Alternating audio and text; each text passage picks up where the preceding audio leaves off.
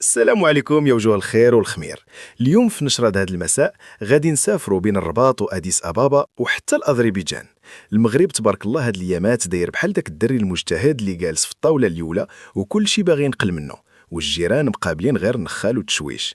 شدوا بلاصتكم وبراد أتاي يكون مشحر، حيت القضايا اليوم فيها ما يدار وما يتحكى.